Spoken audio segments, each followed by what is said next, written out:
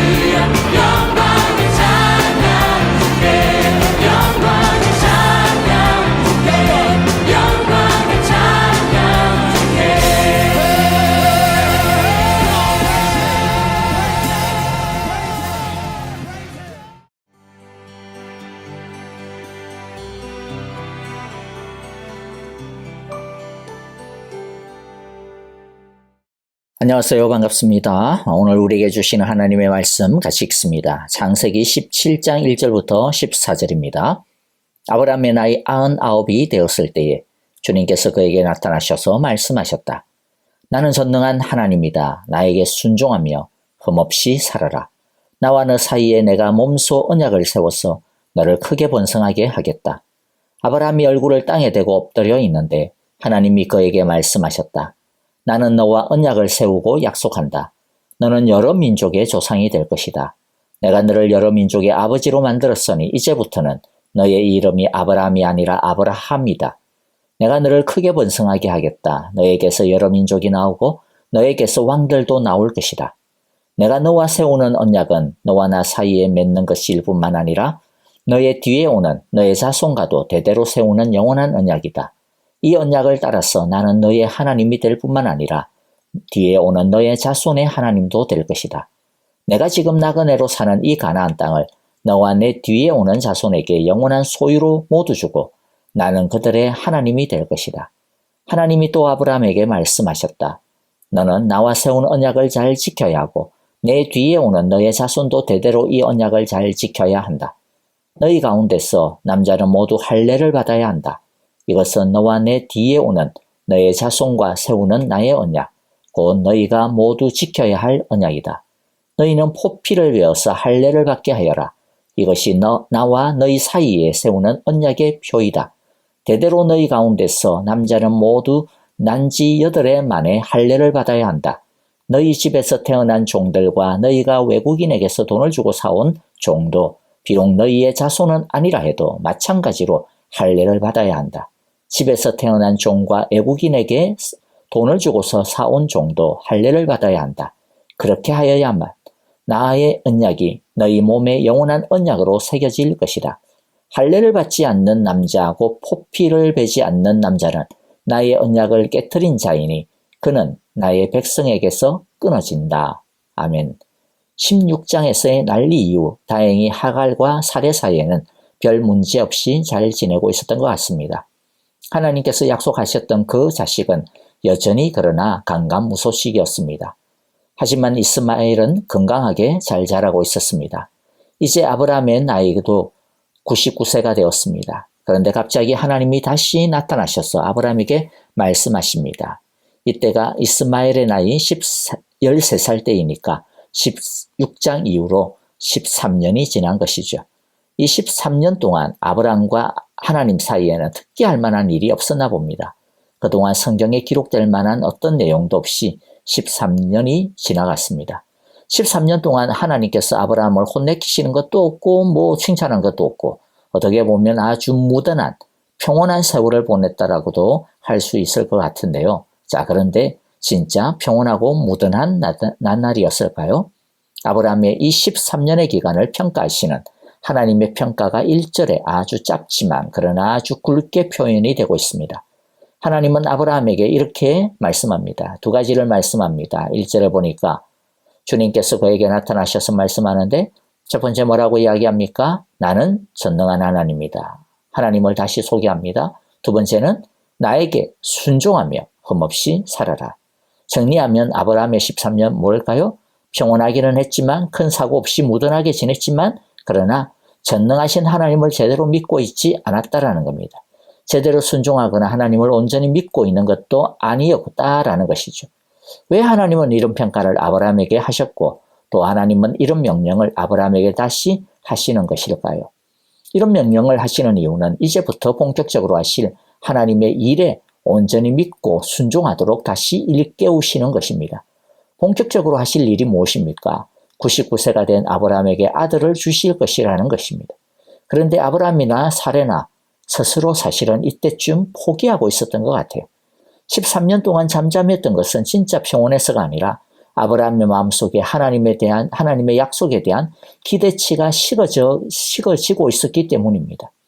기대가 있어야 하나님 왜 아들을 아직도 안 주십니까? 이렇게 항변하고 대들 텐데 이제 그런 기대가 점점 식어져 버려가지고 이때쯤 와서는 그냥 아무 기대를 하고 있지 않았던 것 같아요. 그것을 어떻게 알 수 있느냐 하면 하나님께서 아들을 주시겠다라고 말씀하셨을 때 아브라함의 반응을 보면 알 수 있습니다. 우리가 오늘 읽지는 않았지만 내일 읽겠지만 17절에 보니까 아브라함은 얼굴을 땅에 대고 엎드려 웃으면서 어떻게 해요? 웃으면서 말합니다. 웃으면서 혼자 말합니다. 뭐라고 말해요? 나이 100살 된 남자가 아들을 낳는다고? 또 90살이나 되는 사례가 아이를 낳을 수 있을까? 안 믿는 거죠. 우리는 사례가 믿음 없게 하나님의 말씀에 웃었다 이렇게 하는데 물론 사례도 웃었지만은요 사례보다도 먼저 웃은 사람이 아브라함입니다. 믿지 못하고 있었던 것이죠. 기대를 다 적고 있었기 때문입니다. 그래서 하나님께 이렇게 퉁명스럽게 대꾸합니다. 18절에 보면 이스마엘이나 하나님께서 주시는 복을 받으면서 살기를 바랍니다. 그러니까 아브라함은 지난 13년 동안 이스마엘을 얻고 나서 이스마엘로 대만족하며 살고 있었던 겁니다. 아브라함은 하나님의 뜻을 따라가다가 중간에서 완전히 지금 딴 길로 새고 있었던 것이죠. 그래서 하나님은 다시 첫마디로 뭐라고 말씀하는 거예요? 나는 전능한 하나님이다. 너 왜 나를 못 믿니? 라는 것입니다. 그래서 너는 온전히 순종해라 말씀하고 있는 것이죠. 너의 포기한 마음, 나의 약속을 저버린 그 마음을 다시 일으켜 세우라는 것입니다. 아이고 99세라서 이제는 다 끝났는데 그렇게 인간적인 계산만 하지 말고 나 하나님을 보라는 겁니다. 나는 전능한 하나님, 온 우주를 만드신 하나님, 온 생명의 창조주임을 기억하라는 것입니다. 13년 동안 아브라함은 인간적인 것을 얻었습니다. 이스마엘을 얻었습니다. 그래서 평온하게 잘 살고 있는 줄 알았습니다. 그러나 하나님은 너가 인간적으로 평온하고 이 세상에서 부끄럽지 않을 만한 것을 아이를 얻었을지 몰라도 그러나 가장 중요한 나를 놓치고 있다. 나의 뜻을 놓치고 있다. 나의 말씀을 놓치고 살고 있다라고 말씀하고 계신 겁니다.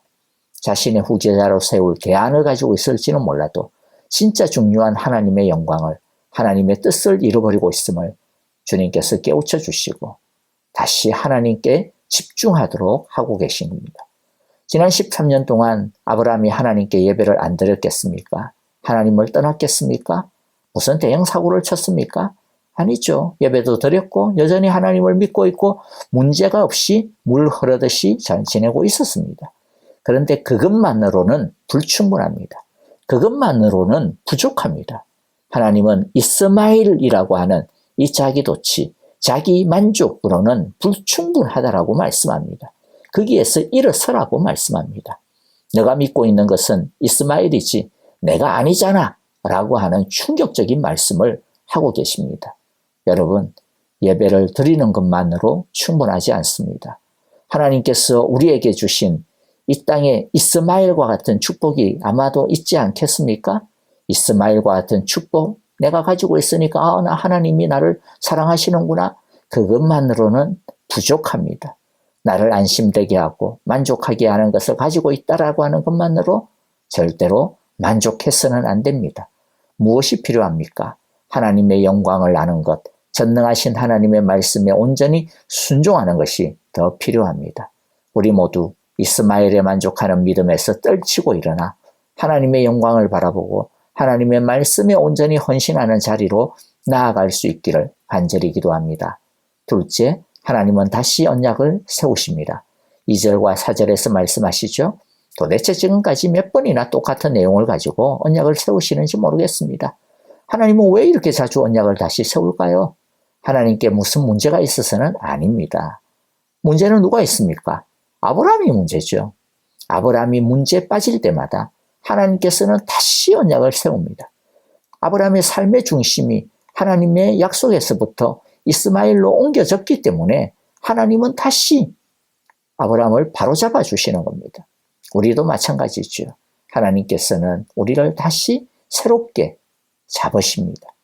이것이 우리가 계속 하나님의 말씀을 듣고 또 그 은혜를 날마다 새롭게 해야 하는 이유입니다.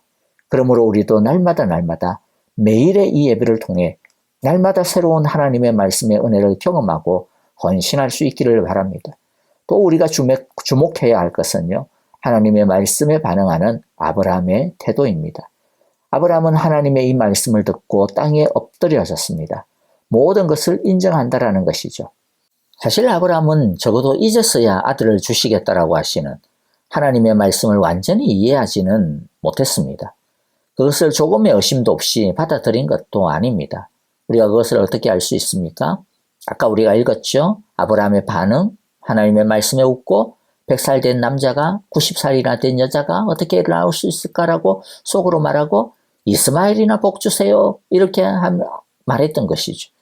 하지만 비록 하나님의 말씀이 다 이해되지는 않아도 또 자기가 생각할 때 도대체 말이 안 된다라고 생각이 되었지만 그리고 자기가 생각할 때는 이스마엘이 최선이라고 생각을 했지만 그러나 하나님이 그게 아니라고 말씀하시고 하나님이 또 하신다라고 말씀하시니까 일단 그는 하나님의 말씀 앞에 무릎을 꿇는 겁니다. 이것이 신앙의 모습입니다. 그리고 하나님께서 언약에 대한 헌신의 증표로 할례를 행하라고 하시니까 그 말씀에 즉각적으로 그리고 토탈리 순종하여 자신으로부터 시작하여 이스마엘 그리고 종까지 이르기까지 외국인 종까지 싹 다 할례를 행합니다. 이 모습이 아브라함의 어떻게 보면 참 아름다운 그러한 독특함이고 신앙의 모습입니다. 아브라함이 정말로 믿음의 사람이다, 믿음이 좋다라고 하는 것을 확실하게 보여주는 증거입니다. 여러분, 우리에게도 이 아브라함이 보여준 엎드림의 믿음의 모습이 정말로 중요하고 필요한 줄 믿습니다. 신앙에 있어서 중요한 것이 뭘까요? 내가 생각하고 판단하는 것도 중요합니다. 그런데 내 생각과 상식적인 경험보다 더 중요한 게 있는데 하나님의 말씀, 그것을 의지하고 신뢰하고 순종하는 것입니다. 우리가 이렇게 내가 믿던 것을 전적으로 버리고 하나님과 우리 사이에 가로놓여 있었던 그 가로막고 있는 모든 것을 버리고 오직 하나님의 말씀에 우리의 생각과 경험, 기분을 맡기고 따를 때 13년 동안 식어져 있었던 하나님의 영광이 다시 돌아오고 다시 되살아나게 될 것입니다. 우리 모두도 온전한 믿음으로 하나님의 영광을 경험할 수 있게 되시기를 간절히 기도합니다. 마지막으로 살펴볼 것은요. 하나님은 언약을 새롭게 함과 동시에 그 언약의 증표를 두 가지를 주시는데 그것은 이름을 바꾸어 주시는 것과 할례를 행하게 하는 겁니다. 하나님은 아브라함의 이름을 아브라함으로 사레의 이름을 사라로 바꾸어 주십니다. 아브라함은 한 가정의 존귀한 아버지라는 뜻이고 사레는 한 가정의 존귀한 어머니라는 뜻입니다. 하지만 하나님의 계획은 무엇입니까? 아브라함을 통해 온 민족이, 온 열방이 한 가정을 넘어 온 인류가 복을 받고 아브라함이 복덩어리가 되는 겁니다. 그래서 하나님은 한 가정의 존귀한 아버지와 어머니가 아니라 온 열방의 존귀한 아버지와 어머니라고 하는 뜻으로 아브라함과 사레에게 아브라함과 사라라는 새로운 이름을 주신 것입니다. 이름을 바꾸어 주신 것은 새로운 인생을 살 것이라는 뜻입니다. 우리가 하나님을 제대로 믿으면, 예수님을 제대로 믿으면 새로운 인생을 살게 됩니다. 직업이 달라지는 것도 아니고 키가 더 커지는 것도 아니고 미모가 갑자기 출중해지는 것도 아니고 이전과 똑같지만은 그러나 예수님을 믿으면 하나님의 말씀을 통해 하나님의 영광의 비추임을 받게 되면 똑같은 삶인데 그러나 새로운 꿈을 꾸게 되고 새로운 가치관을 갖게 되고 새로운 목적을 가지게 됩니다. 이전에는 이 세상에서 어떻게 하면 내 한 몸 잘 살아갈까, 내 가정을 잘 꾸려갈까, 이게 전부였는데 이제는 하나님 나라의 꿈을 꾸게 됩니다. 내가 하나님 나라의 일원이 되었고 하나님께서 나를 통해 당신의 나라를 이루어 가시고자 하시는 꿈이 있다는 것을 알게 되었기 때문입니다. 여러분, 우리는 아브라함처럼 육신의 이름이 달라지지는 않았을지 모릅니다. 그러나 하나님은 예수님 안에서 우리의 이름을 바꾸어 주셨습니다. 죄인에서 인으로, 창기에서 신부로, 종에서 자녀로 우리의 이름을, 우리의 신분을 바꾸어 주셨습니다. 에이, 나 같은 사람이 뭘 할 수 있다고 그런 생각이 들겠지만은 그러나 여러분, 하나님이 아브라함의 이름을 바꾸어 주신 것도 언제입니까? 99살 때 아무것도 할 수 없는, 자기 힘으로는 이제 애도 낳을 수 없는, 인간적으로 보면 생물학적인 생명력이 끝나버렸고 물리적인 힘도 다 빠져버렸을 그때에 이름을 바꾸어 주셨습니다. 온 인류를 향한 꿈을 꾸며 살아갈 수 있게 해주신 것입니다. 우리가 어떤 모습이냐, 그런 것은 중요하지가 않습니다. 왜냐하면 우리를 바꾸시는 분은 전능한 하나님이시기 때문입니다. 오병이어와 같은 우리의 작은 삶을 하나님께 드리면 충분합니다. 무릎을 꿇기만 하면 됩니다. 저와 여러분, 이러한 믿음으로 하나님 안에서 새 인생을 다시 한 번 더 멋지게 달려가는 귀한 은혜의 시간들이 되시기를 간절히 바라고 기도합니다. 이제 오늘 우리에게 주신 하나님의 말씀을 마음에 새기면서 기도하기를 원합니다. 찬양을 드리면서 기도하기를 원합니다. 교회와 형제자매들을 위하여서 특별히 목장 식구들을 생각하시면서 우리 함께 기도해 주시기를 바라고요. 또 우리 연로하시고 편찮으신 분들, 또 특별히 아프신 성도님들, 여러분들 꼭 기도해 주셔서 고침받고 나음을 입게 하소서라고 기도해 주시기를 바랍니다. 또 우리 선교사님들과 또 우크라이나의 전쟁의 평화를 위하여서 또 섬기시는 우리 전만교 김미정 선교사님 위하여서 함께 기도해 주시면 고맙겠습니다.